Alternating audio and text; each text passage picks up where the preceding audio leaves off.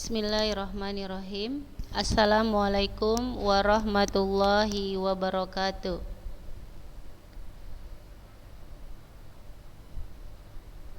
Ya, alhamdulillah, alhamdulillahirabbil alamin. Senantiasa kita bersyukur kepada Allah Subhanahu wa taala karena hari ini kita masih diberikan kesempatan, ya, diberikan nikmat kesehatan sehingga kita bisa tetap melaksanakan proses pembelajaran yang masih secara daring gitu ya. Jadi semoga apa yang kita lakukan hari ini merupakan ikhtiar terbaik kita ya untuk tetap menuntut ilmu. Jadi media apapun ya, cara apapun, kita harus tetap bersemangat, kita harus tetap bersungguh-sungguh dalam belajar, dalam menuntut ilmu. Masih 10 orang yang hadir ya di kelas 9A dan kelas 9B. Ada Alia Azahra, Pitra, Muskia, Nabila ya. Nah, hidupkan semua dulu videonya, saja mau tanya kabar dulu. Raihana, gimana kabarnya Raihana? Iya, masih semangat, tetap semangat ya belajarnya, tetap. Ada rasa bosan-bosan nggak? Ada. Biasanya gimana ngatasi rasa bosannya? Novel apa itu yang dibaca?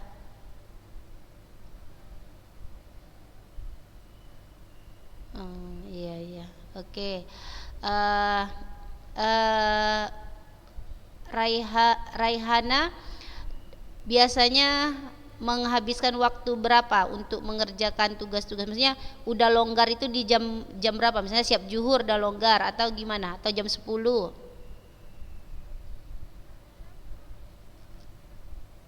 Jam berapa biasanya? Iya. Tahfiznya gimana, lancar? Lancar. Iya. Oke. Ini kelas 9 ya. Sudah mencapai target Raihana? Oh, udah, alhamdulillah ya. Oke. Kita sapa juga Muskia. Muskia. Sehat Muskia? Sehat? Iya, sehat. Udah sarapan? Udah ya? Udah mandi ya? Oke. Tetap semangat belajarnya Muskia? Tetap ya? Gimana nilai semester 1-nya? Bagus? Bagus, iya. Liburannya kemana? Di rumah aja atau pergi atau kemana gitu? Iya. Kemana perginya?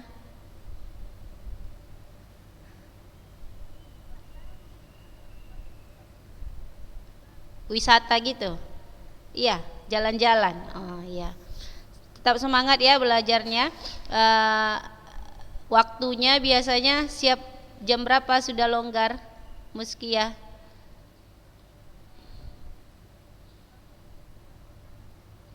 Zuhur. Biasanya setelah jam 2 ngapain Muskia? Tidur siang atau? Oh iya. Tapi dalam minggu ini masih agak ringan ya, belum ada tugas-tugas ya. Karena masih baru di awal semester 2, masih pemanasan lah istilahnya. Masih 16 orang, kita sapa lagi Naila Barkah.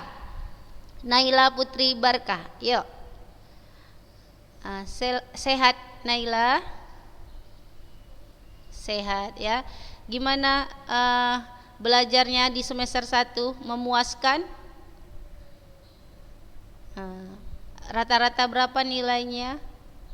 Rata-rata berapa? Rata-rata 80, 90? 90-an. Oke.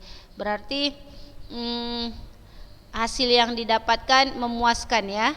memuaskan. Terus ilmu yang didapatkan juga bisa ya diikuti ya, bisa. Apa yang paling sulit menurut Naila dari semua pelajaran itu? Ketika pembelajaran daring, apa yang paling sulit Naila lakukan? IPA, kenapa sulitnya, di mana, apa masalahnya?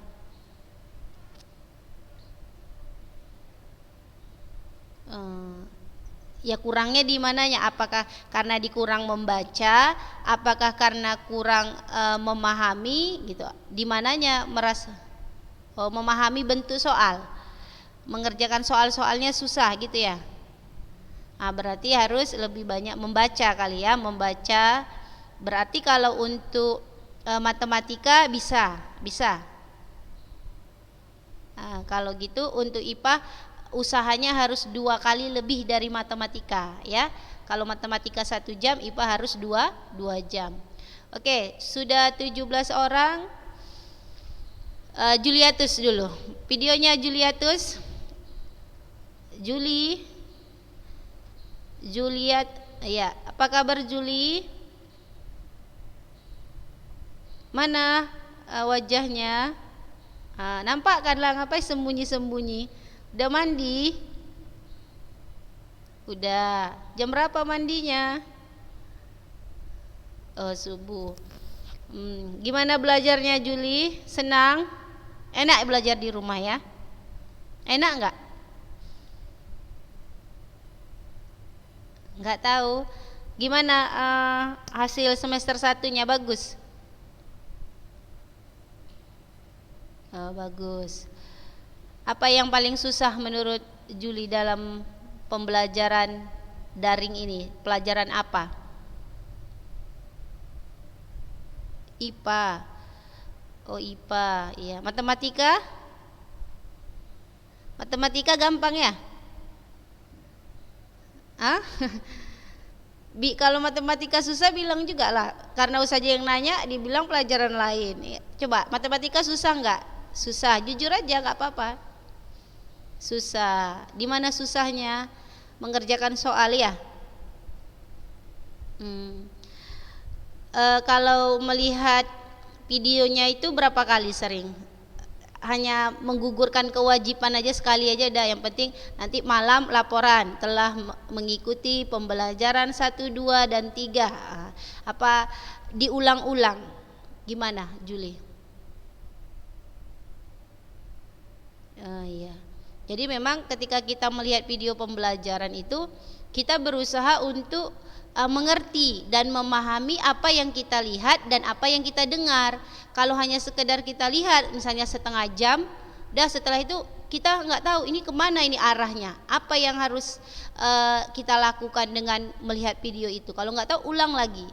Jadi kalau hanya sekali, ya mungkin ada yang sekali saja bisa, tapi ada yang harus berkali-kali. Maka kita harus mengetahui tingkat diri kita sendiri. Oh, saya ini kayaknya nggak bisa kalau hanya sekali melihat, harus 2 kali. Kalau memang di bagian contoh soalnya, ya udah dipas contoh soalnya aja, diperhatikan secara berulang-ulang.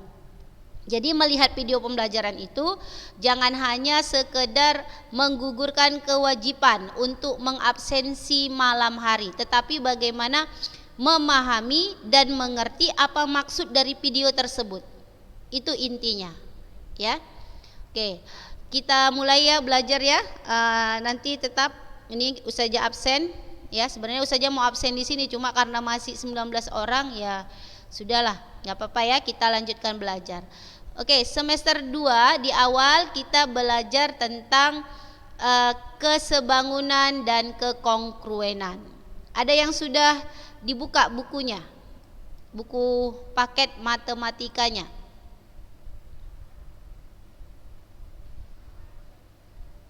Oh, nggak ada yang punya ya?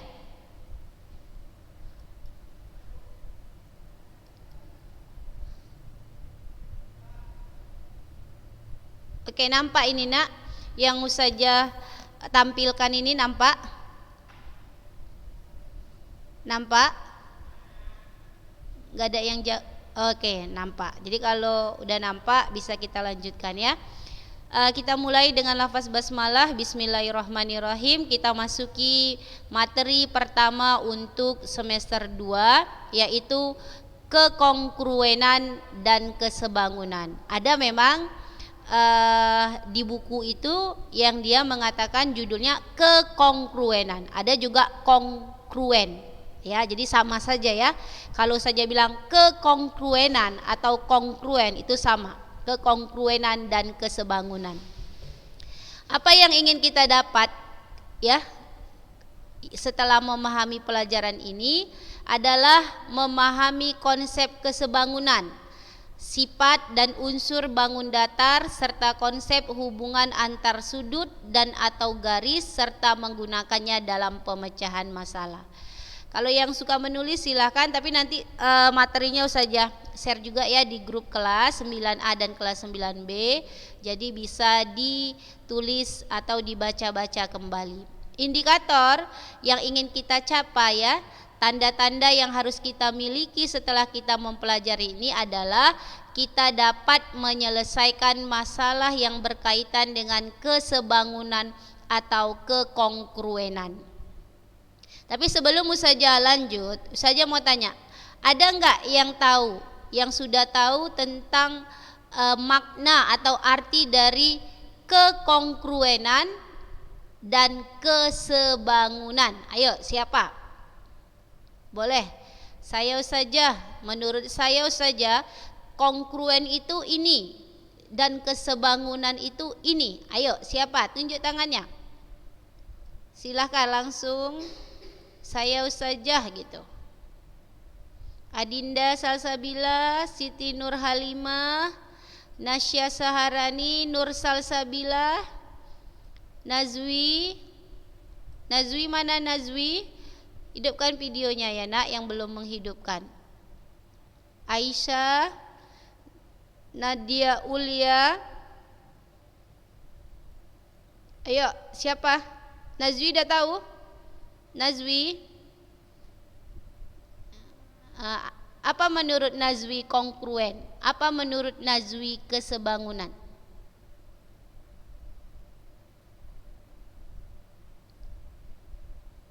Enggak tahu ya. Siti Nur Halimah. Siti Nur Halimah. Nur Halimah, apa menurut Nur Halimah kongruen dan kesebangunan?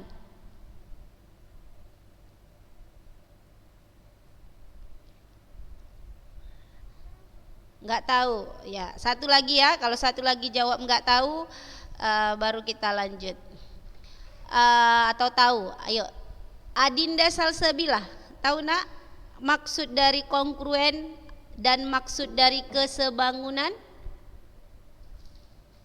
Adinda Salsabila.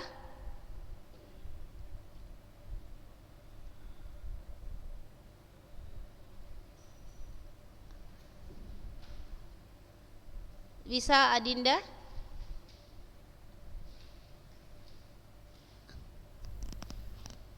Ulangi nak, tolong nak, ulangi.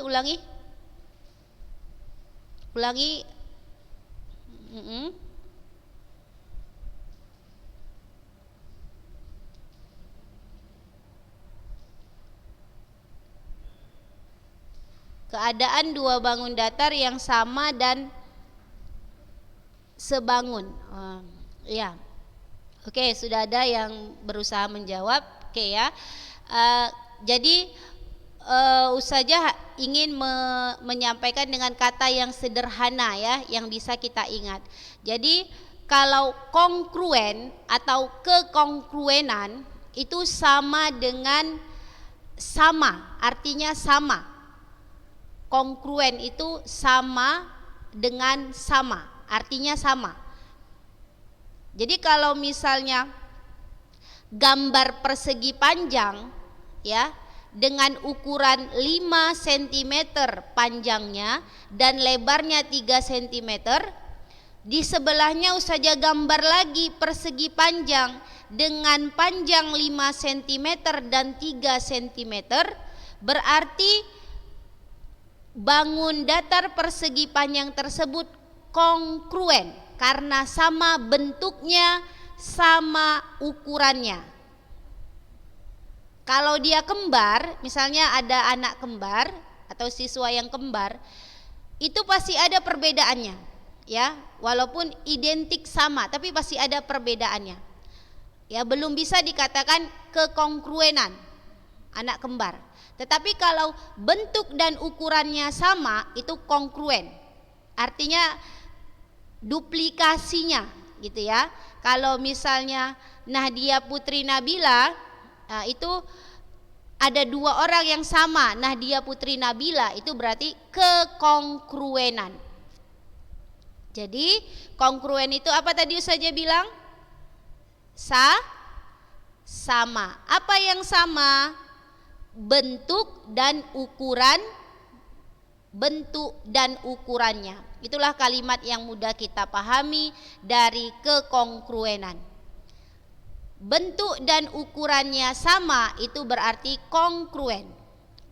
Baru kesebangunan.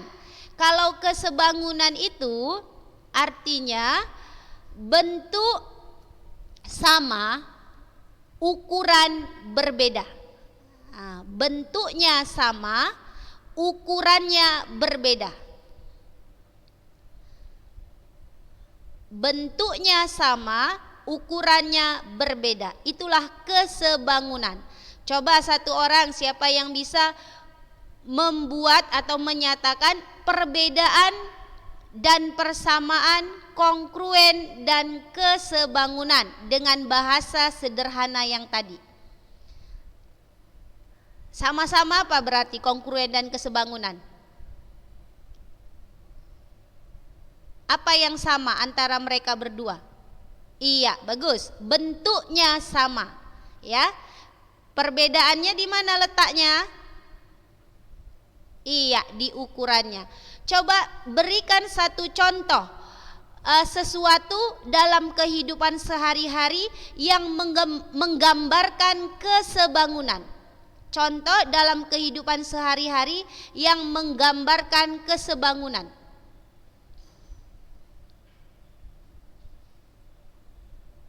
Ayo.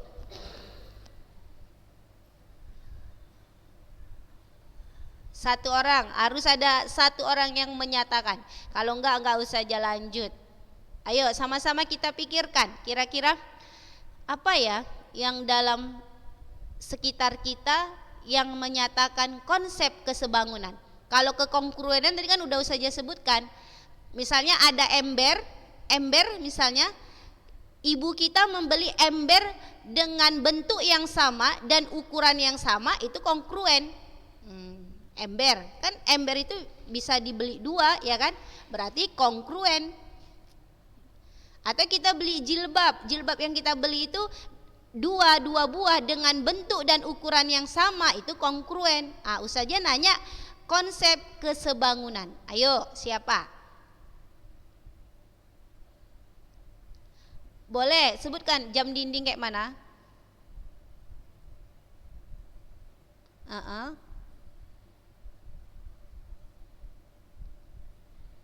Iya, bagus, bisa. Ada satu lagi yang lain? Ya, bagus ya Raihana. Jam dinding besar dengan jam dinding kecil, bentuknya sama-sama bulat tetapi ukurannya yang berbeda. Oke, kesebangunan. Silahkan yang lain tadi ada sepertinya. Ayo. Apa nak?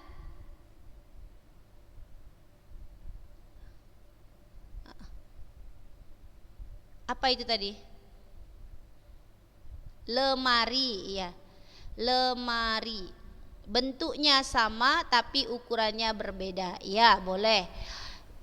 Berarti lemari tersebut itu harus istilahnya kita tempah, ya. Kita tempah dengan bentuk yang sama tetapi ukurannya yang berbeda. Kalau yang besar mungkin untuk orang tua kita, yang kecilnya untuk anaknya, seperti itu ya.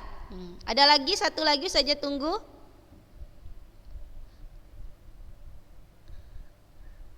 Ini Ustazah kasih foto. Kita kan kalau dari sekolah kadang diminta pas foto, ya kan? Pas foto. Kalau sekolah biasanya pas foto, yang lain aja lah, nggak usah pas foto.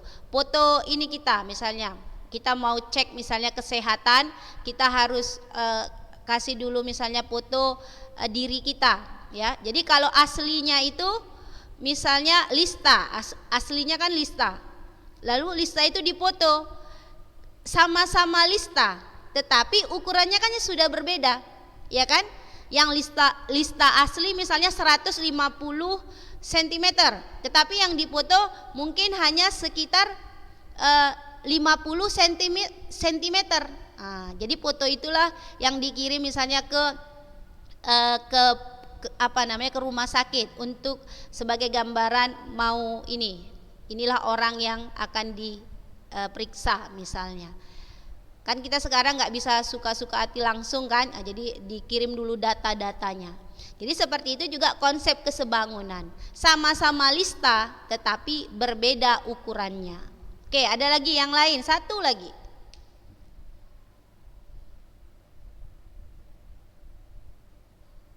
Banyak ya, kalau kita lihat yang ada di sekitar kita, lihat aja dulu yang ada di sekeliling kita apa gitu. Ya, oke. Kita lanjutkan. Udah paham ya konsep maksud dari kongruen dan kesebangunan? Udah? Ada yang mau bertanya sebelum Ustazah lanjut? Lista apa tadi kongruen lista? Ustazah cek dulu. Lista apa tadi kongruen? Apa lista? Hidupkan volumenya lista. Iya, apa lista kongruen tadi?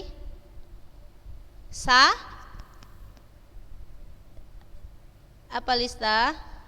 Sama. Sama apanya? Bentuk dan ukuran. Iya. Hilwa Rasyida. Hilwa. Mana ini? Hilwa apa tadi kesebangunan saja bilang? Oh, baru masuk. Jadi kesebangunan itu hilwa, bentuknya sama, ukurannya berbeda. Kalau kongruen, bentuk dan ukuran sama, kesebangunan bentuk sama, ukurannya berbeda. Dah, itu aja kata-kata sederhana. Oke, yang baru masuk bisa ya langsung diikuti. Sekarang dua bangun kongruen. Dua bangun kongruen berarti dua bangun yang sama. Syarat dua bangun yang kongruen itu yang pertama, sisi-sisi yang bersesuaian sama panjang dan sudut-sudut yang bersesuaian sama besar. Jadi gambar ini adalah gambar segitiga. Segitiga ini dikatakan kongruen kalau dia memenuhi dua syarat. Syarat apa saja? Sisi-sisi yang bersesuaian sama panjang, sudut-sudut yang bersesuaian sama besar. Ayo kita telaah. Sisi AC itu bersesuaian dengan sisi mana nak? Ayo, sisi AC bersesuaian sama sisi yang mana di segitiga yang pink? Ayo. FG salah kalau FG. Iya, EG. Sebenarnya dia sudah kasih tandanya. Jadi yang dia garis satu dengan satu, gitu ya. Yang dua dengan dua. Dia kan gambar yang pink ini kan dibaliknya. Dibaliknya dia.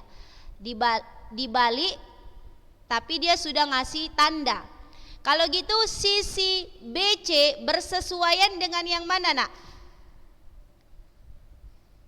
Iya, FG. Sisi AB bersesuaian dengan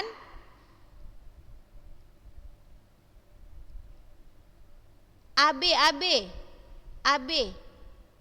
FE atau EF sama saja ya. Nah, udah, itulah sisi-sisi yang bersesuaian sama panjang. Udah tahu ya maksud sisi-sisi yang bersesuaian. Yang kedua, sudut-sudut yang bersesuaian sama besar. Berarti kalau sudut C sama besar dengan sudut mana nak? Iya, G. Sudut O dengan sudut A dengan sudut E, sudut B dengan sudut F. Sebenarnya gambar ini sudah gampang dia ya, karena dia sudah memberikan tanda-tanda yang sama ya. Gambar bintang pada sudut B dan F, gambar angka 0 dengan A dan E. Kemudian gambar garis sudut C dan G ya. Jadi yang sudut itu yang ini ya, yang sudut. Kalau yang sisi sama-sama sisi yang bersesuaian. Oke, sampai dengan contoh di sini ada yang mau bertanya? Silahkan. Adinda, Alifa, Nazwi, Juli, Nadia, Safira. Ayo. Naila Sopadanti, Aulia, Karolin. Ayo, siapa yang mau bertanya?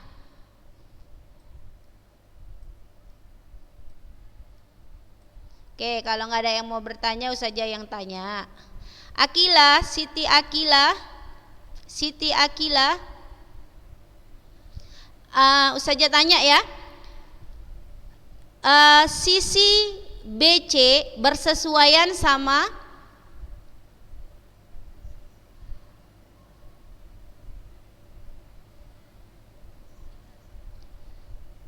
sisi BC bersesuaian dengan sisi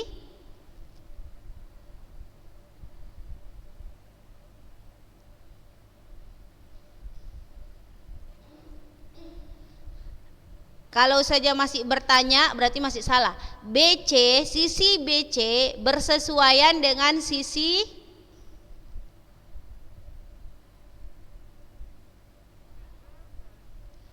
ya, oke, sekarang saja tanya lagi. Sisi BC ini ada suara apa? HP ya? Sisi BC bersesuaian dengan ini nak. Yang garis 2 nak, dengan yang garis 2. Berarti BC bersesuaian dengan iya, GF. Sudut B masih Akila ya. Sudut B bersesuaian atau sama besar dengan sudut mana nak? Yang gambar belah sini. Ustazah tanya sudut B. Sudut B, ini berarti sudut B yang Ustazah putar bersesuaian dengan yang mana nak? Dengan gambar yang sebelahnya. Sudut apa?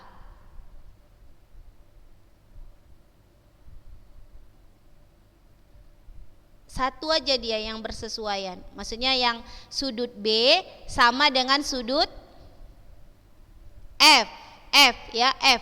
Sudut A sama dengan sudut E. Nah, jadi kan udah sebenarnya udah gampang nak. Gambar bintang sama bintang, 0 sama 0 gitu ya. Sudut C sama dengan sudut apa Akila?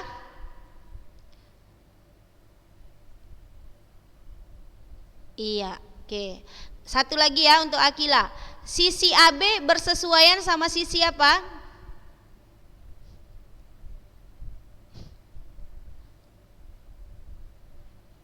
Iya, bagus. Oke, berarti sudah. Oke, kita lanjut. Nanti kalau ada yang mau dicatat ketinggalan nanti ya nak, Ustazah kasih. Nih, contoh 2 bangun datar yang kongruen. Ya, 2 bangun datar yang kongruen. Kongruen itu artinya sama. Ini sebenarnya ada 2 ini gambarnya. Cuma dia sudah tertimpa. Jadi istilahnya menyatu. Makanya ini seperti ada bayangan. Misalnya ini ada dua huruf ini, ya. Oke, kita lanjut. Inilah dia. Contoh soal 1. Diberikan A, B, C, D kongruen dengan P, Q, R, S. Tentukan nilai A besar sudut P. 10 menit lagi ya. Tentukan nilai A besar sudut P, sudut Q, dan sudut R. Nah, ini dia. Gambar apa ini? Gambar apa ini? Iya, trapesium ABCD kongruen dengan trapesium P boleh SPQR. Jadi ini kongruen, artinya sama. Ukurannya sama, bentuknya sama. Tentukan nilai A. Nilai A ini, kita disuruh menentukan nilai A. Berarti maksudnya itu sudut A. Sudut A ini 2A tambah 10 derajat. Sedangkan sudut S sama dengan 70 derajat. Berarti sudut A ini sama dengan sudut S. Ya, kita buat nanti ya saja pakai kamera. Jadi ini dia gini nak, 2A tambah 10 derajat dalam kurung derajat itu sama dengan 70 derajat. Oh ya, 70 derajat. Jadi ini sama dia. Baru nanti dari situ kita dapat nilai A berapa derajat. Oke, ini udah bisa sebenarnya. Oke, nanti Ustazah kasih ya di apa namanya di kamera. Cuma karena waktunya sudah habis, kita padakan dulu lah ya. Kita sambung minggu depan. Bahannya masih sama yang ini. Ayo kita tutup dengan lafaz hamdalah, alhamdulillahirabbil alamin, dan doa penutup majelis sama-sama kita baca nak. Allahu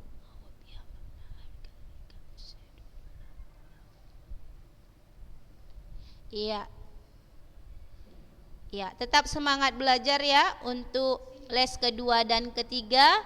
Nanti Ustazah share ya materinya, jadi nggak usah khawatir ketinggalan. Assalamualaikum warahmatullahi wabarakatuh.